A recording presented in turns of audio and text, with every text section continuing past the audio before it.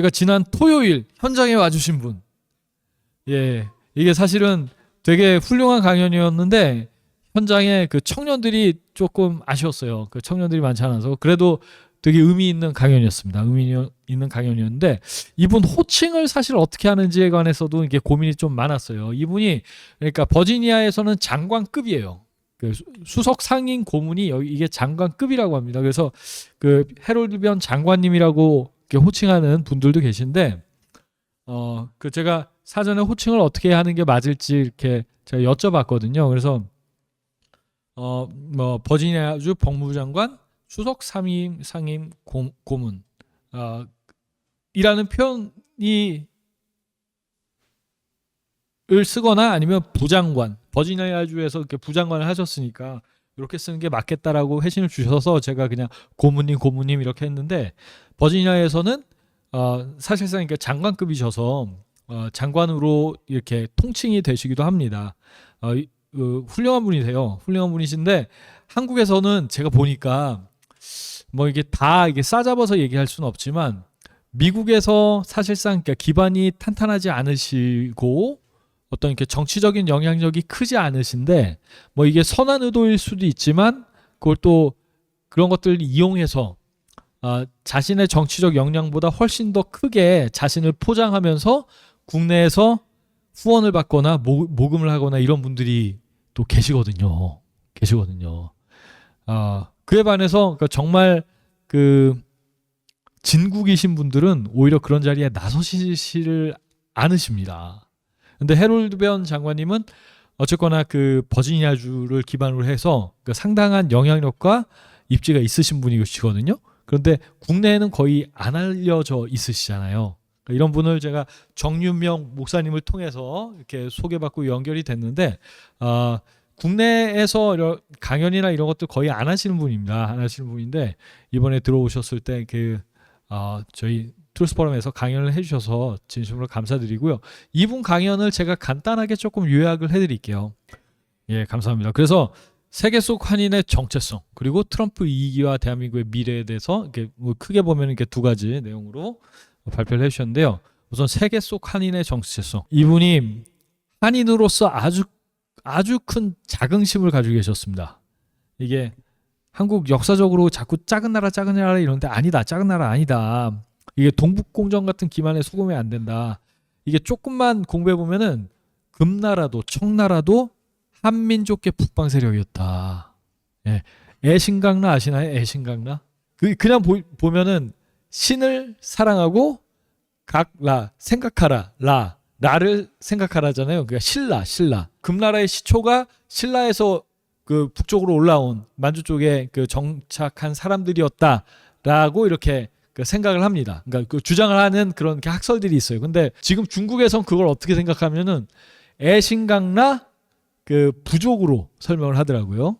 예. 근데 애신강라 이러면 신라를 우리 입장에서는 떠올리지 않을 수가 없죠. 그렇죠?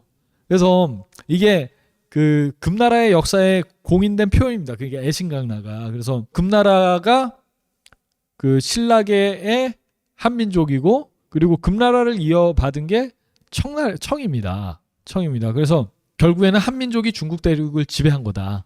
이렇게 말씀을 하세요. 이거를 100% 신뢰하십니다. 이 그 해롤드 변 선생님. 그래서 한국 사람들이 중국 만날 때 그 너무 저자세로 나가는 거 나는 너무 싫다. 그러니까 이런 역사적인 인식이 없기 때문에 자꾸 시진핑이 헛소리 하는데도 대응한 사람이 한 명도 없었다. 막 분노를 하시더라고요. 분노를.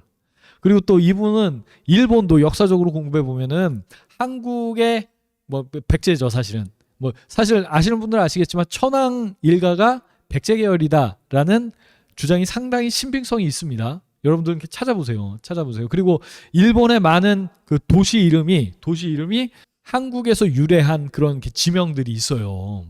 예, 특히나 그 일본 백제 기원설, 그러니까 일본 천황 계열의 백제 기원설은 천황도 일정 부분 인정한 부분이 있어요. 그래서 이분은 거기에 대한 무한한 자긍심이 있으십니다. 그래서 그리고 또 일본이 지금 이렇게 성장한 거는 한국에 대해서 고마워야 해야 한다. 일본이 발전한 거는 한국 때문이다. 왜 일본의 당당하게 대응을 못하는지 모르겠다 이러면서 일본이 성장한 건요 사실 6.25 전쟁 때문이에요. 그렇죠? 일본은 사실 일제가 패망한 다음에 사실은 그 깊은 침체기를 겪을 수밖에 없었는데 6.25 전쟁을 통해서 사실 이렇게 회복이 됐습니다. 그리고 6.25 전쟁이 뭐예요? 공산주의의 남진을 막은 거잖아요. 그러니까 일본이라는 나라가 대한민국을 방파제 삼아서 공산주의의 그 남진을 피해갈 수 있었던 거예요. 여기에 대해서 그 일본 사람들한테 제대로 얘기를 해야 되는데 왜 한국 사람들이 일본 사람들한테 이런 얘기 못하냐? 아주 분노를 하시더라고요. 근데 말씀을 들어보니까 맞더라고요. 그래서 그 우리가 일본을 대할 때 특히나 외교적인 측면에서 이렇게 대할 때는 이런 부분들 물론 경제 발전할 때 또다시 많이 도움을 받은 것도 사실입니다. 여기에 대해서도 우리가 기억해야 되겠지만 그 이전에 지금의 일본의 발전이 을 만드는 데는 사실은 그 대한민국의 희생이 아주 컸던 거예요. 그래서 이 부분에 대해서 우리가 정확하게 좀 인식을 하고 있으면 좋겠습니다. 아주 중요한 지적이셨고요. 그래서 이분은 한민족의 자랑스러운 역사를 모르니까 소극적, 수동적으로 대응한다. 그러면 안 된다. 라는 말씀이셨어요. 예, 좀 동의합니다. 그리고 우리가 이미 선진국이다. 선진국이라고 인식하고 역할을 하고 주인으로서의 역할을 해야 된다. 주도적으로. 근데 여전히 후진국 멘탈리티에 빠져 있다. 이게 적극적으로 미국과 세계를 설득해야 되는데 그런 모습이 안 보인다라는 거예요. 그리고 참고로 일본을 이기는 방법은 한국이 강대국이 되는 것이다. 일본은 여기 나왔네요. 또 한국을 통해 성장한 나라다. 6.25 특수로 재건됐고 한국은 일본에게 공산주의를 막아내는 방파제 역할을 했다. 이런 점을 강조해서 일본을 적극적으로 설득을 해야 된다. 독도 문제 뭐 이런 거 할 때 이런 거 최대한 설득을 해라. 이런 말씀을 하셨습니다. 그래서 총평 및 참고사항. 우선 세계 속 한인의 자긍심을 다시 한번 확인하는 시간이었다. 예, 우선 일본은 백제의 그 유민들이 그 1,000만 개가 하여튼 그 백제 유민들 그 연결돼 있어요. 이게 DNA적으로도 그렇고 한번 찾아보세요. 그러니까 최근에 이런 것들 많이 나왔습니다. 예, 그리고 그 중국 특히나 이게 금청 같은 경우에는 북방계 한민족이었다. 한민족이 중국을 지배한 거다. 충분히 이렇게 얘기할 수 있다. 이런 내용들 여러분들께서 다시 한번 음미해 보시면 좋겠습니다.